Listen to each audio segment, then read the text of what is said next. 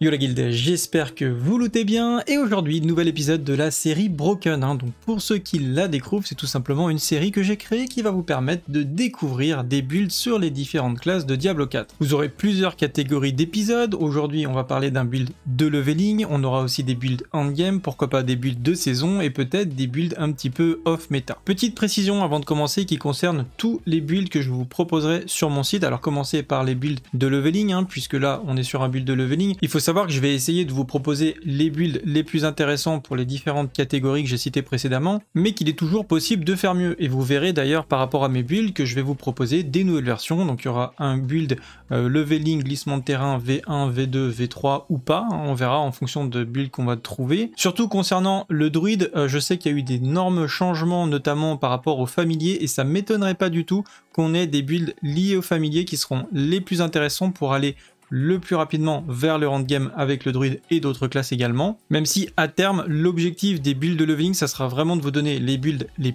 plus rapides pour monter en niveau. Donc là, on aura des versions bien plus élaborées dans le futur. Et ensuite, je vous proposerai des builds endgame avec une note sur le leveling. C'est-à-dire qu'en gros, vous pourrez prendre directement un build endgame et je vous dirai, bah voilà, le build chaîne d'éclairs, et ben ça vaut une note sur 5, par exemple de 2,5 sur 5 en leveling. Donc on verra comment on s'organise, mais voilà, sachez que je vais mettre évidemment à jour mes builds. L'idée c'est que je puisse quasiment sortir une vidéo par jour de builds à vous proposer et d'alimenter donc en continu le site internet. Voilà, cela étant dit, on va pouvoir attaquer ce build leveling glissement de terrain que j'ai trouvé très intéressant sur la manière dont il fonctionne et ses possibilités notamment, et très certainement pour le endgame également. Évidemment, pour ne pas manquer les prochains builds, n'oubliez pas de vous abonner et d'activer la cloche. Sur ce, c'est parti!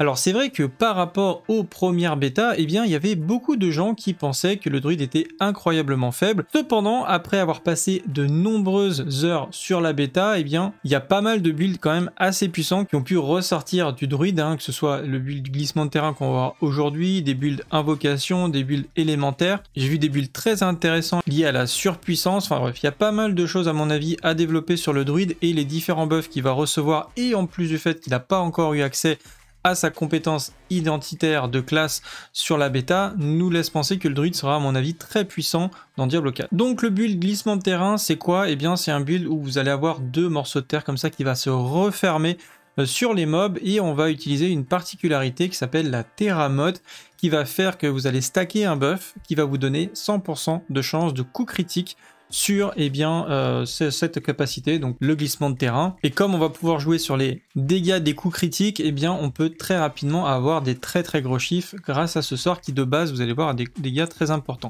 Comme d'habitude, au niveau de l'organisation du build, on va parler sur les sorts essentiels, essayer de décrypter un petit peu comment fonctionne le build dans les grandes lignes. Je vais vous présenter quelques traits légendaires, évidemment on ne sait pas encore quels sont les différents drops légendaires qu'on va avoir, mais je vais vous montrer les essentiels si jamais vous avez la chance de les dropper, vous saurez qu'ils sont très intéressants pour votre build. Également un calculateur de talent que vous pourrez consulter sur mon site ou directement sur le site du calculateur avec un lien qui est dans l'article. Donc au niveau des sorts de base, on va partir sur le Storm Strike qui a la particularité déjà de pouvoir toucher plusieurs cibles, donc jusqu'à 3 ennemis qui vont entourer la cible principale. Vous pouvez assimiler ça à une chaîne d'éclairs, ça va faire donc 20% de dégâts en moins à chaque fois, ça rebondit. Donc quand je parle de chaîne d'éclairs, je pensais plus à World of Warcraft, parce que celle du mage ne se réduit pas en dégâts, il me semble, quand elle rebondit. Mais là oui, elle va te réduire en dégâts, mais ça va être très intéressant, notamment sur les premiers niveaux, puisqu'ils sont assez douloureux, en tout cas ils l'étaient sur la bêta, et ça c'est un sort qui est très intéressant pour vous, puisque non seulement il va faire de l'AOE, donc ça c'est hyper intéressant, mais en plus de ça, il va avoir des très grandes chances, 50% de chance, c'est beaucoup, de rendre la cible vulnérable pendant 3 secondes, et je rappelle, vulnérable, c'est du coup 20% de dégâts en plus, et en plus de ça, ça vous fait une réduction de dégâts, donc dégâts subis, de 3 secondes sur vous-même. Donc c'est à chaque fois que vous utilisez, vous avez fait des dégâts, avec la Storm Strike, c'est même pas sur les cibles que vous touchez, c'est vraiment sur vous. Donc c'est beaucoup mieux que si c'était sur les cibles, c'est pas un debuff sur les cibles, c'est un buff sur vous qui va réduire les dégâts de 25%.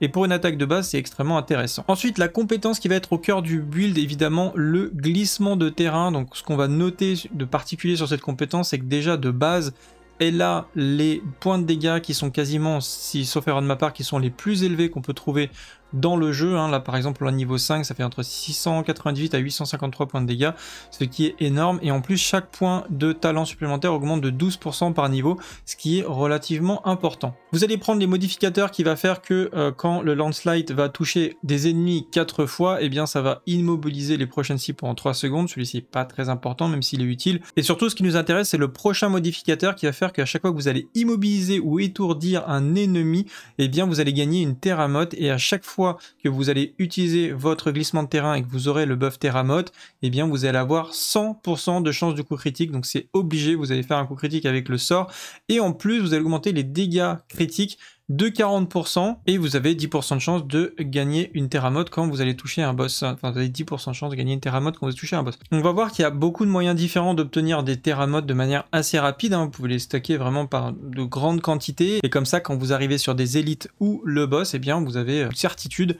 de faire des coups critiques, et donc de les atomiser assez facilement. En défensif, on prendra Earthen Bullrock, qui est un bouclier qui permettra d'augmenter votre survie et déclencher certains légendaires. Évidemment, je vous mettrai les termes en français dès qu'on pourra refaire changer les visuels et que je referai les nouvelles versions. Vous aurez évidemment les termes en français. Ensuite, on prendra la Vine Creeper. Dans le build de Veilled Shot, lui, il prend les loups pour faire de la diversion, etc. Je trouve pas forcément que c'est très utile, alors que la Vine Creeper, en fait, déjà, elle fait beaucoup plus de dégâts que les loups, je trouve. Mais au-delà de ça, elle va vous permettre d'avoir un CC à un bon moment où vous pouvez être en difficulté. Ça va faire un route sur toutes les cibles qui sont autour de vous.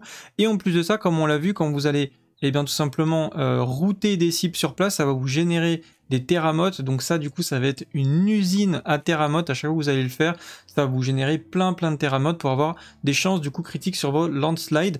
Donc il y a d'autres moyens évidemment d'avoir ces Terramotes, mais celle-ci c'en est une vraiment très facile. On a également l'ultime Pétrifié qui sera vraiment votre bouton one shot qui vous permettra de combo encore une fois avec le landslide, puisque non seulement les cibles sont étourdies et on pourra très facilement trouver des affixes légendaires qui vont augmenter sur les dégâts sur les cibles qui sont étourdies ou stun, mais en plus de ça, eh bien vous allez avoir une chance de coup critique, de dégâts augmentés sur les coups critiques de 50% qui va se cumuler aux 40% déjà de base qu'on possède. Donc voilà, quand vous voulez vraiment détruire un élite ou un boss, vous pouvez claquer votre Petrify et votre landslide sur la cible en plus du moment où elle est vulnérable par votre Storm Strike. Et là, de base, vous avez déjà des très bons dégâts. Quels sont ensuite les objets légendaires qui vont être utiles pour ce build? Alors, le plus broken que j'ai pu voir, c'est celui-ci. En fait, alors, je sais pas si on pourra l'avoir assez rapidement. Hein, c'est toujours pareil, peut-être auprès de marchands d'obol, en fonction du moment où vous allez pouvoir récupérer des obols, ou peut-être avec le PVP. Je sais qu'on pourra avoir beaucoup d'aspects, à mon avis, via le PVP, mais concrètement ça fait quoi? Ça fait qu'à chaque fois que vous allez faire un glissement de terrain, eh bien ça va générer un deuxième glissement de terrain gratuitement, et qui en plus va faire jusqu'à 12% de dégâts supplémentaires. Donc forcément vous imaginez bien que là c'est abusé, c'est le sort doublé gratuitement qui fait encore plus de dégâts. C'est assez rare hein, qu'on ait des aspects légendaires qui soient aussi forts comme ça, qui vont doubler autant la capacité d'un sort et qui en plus vont le buffer. Hein. Par exemple, si on prend, je sais pas moi, les hydres de feu de la sorcière, ben voilà, vous avez 2 hydres, donc là ça double, hein, c'est extrêmement puissant, mais vous avez quand même un debuff entre guillemets, c'est que la durée de l'hydre est réduite. Voilà, vous avez 2 hydres, mais elle dure moins longtemps. Bon, ça reste quand même le meilleur légendaire pour l'hydre, hein. Petite parenthèse à ce niveau-là, mais là, du coup, non seulement ça vous double la puissance de votre sort, mais en plus de ça, ça augmente ses dégâts. Donc c'est vraiment un affixe qui est très puissant.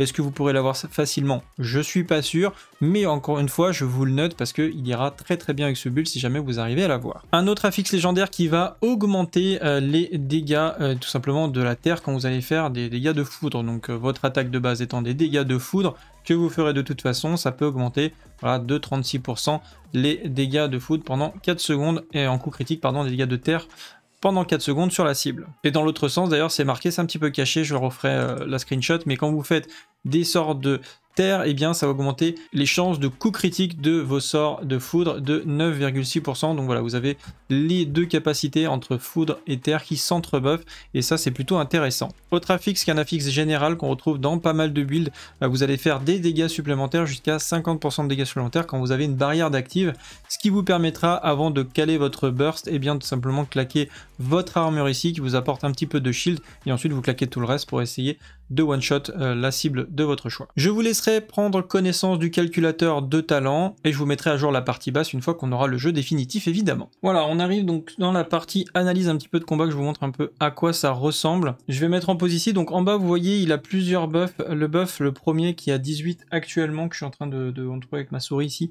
c'est les charges de Terramod, donc c'est les fameuses charges qui vont vous permettre de faire un coup critique à 100% sur votre landslide. Encore une fois, lui il ne joue pas avec la vigne qui va encercler tous les mobs et vous donner des tonnes de charges de Terramod. Donc il en charge plus difficilement que normalement ça devrait être possible. Également, si je devais noter, là vous voyez, il a one shot le pack qui est ici, mais on voit que là, donc c'est un event, il y a pas mal de mobs qui sont en train de pop, mais on voit que comparativement à un certain nombre de classes, ce build n'est pas forcément, on va dire, le plus rapide pour de se débarrasser de la masse. C'est très fort pour tuer rapidement les élites et les boss, mais par contre quand il y a de la masse, eh bien je pense qu'il faudra peut-être renforcer ça avec d'autres capacités qui vont faire un petit peu d'AOE. Donc je pense que c'est des choses qu'on va pouvoir mettre en place assez rapidement sur la prochaine version du build. Voilà, il arrive sur le boss Den Mother, qui est pas forcément évident d'ailleurs pour tout le monde. Hein. Je crois que c'était sur ma mage où j'avais un petit peu de mal. Bon, il claque donc son ultime qui va du coup débuff la cible. On a dit que ça allait faire des dégâts supplémentaires. Et ensuite, là, il va faire son double landslide. Vous avez vu, regardez le boss à quelle vitesse ils font, ça y est, il est mort. On va remettre ça depuis le début. Donc d'abord, il claque son armure. Donc il a le légendaire qui va lui augmenter ses dégâts. Donc de à peu près 30 à 40%, ça va jusqu'à 50% en fonction de la qualité de la fixe. Il claque son ultime pétrifié. Donc encore une fois, ça ne stun pas le boss, c'est censé le stunner, mais ça lui met quand même le debuff qu'il va subir donc les dégâts supplémentaires sur les coups critiques. Alors normalement, il serait là pour optimiser, il la tape pas. On voit qu'il ne passe pas la cible en vulnérable. Il lui a mis un seul coup, mais il aurait pu vraiment, pour optimiser le burst, il aurait pu mettre quelques clics gauche pour le passer tout simplement en vulnérable et faire donc 20% de dégâts en plus. Donc il claque sa barrière, son ultime, landslide et terminé. Voilà.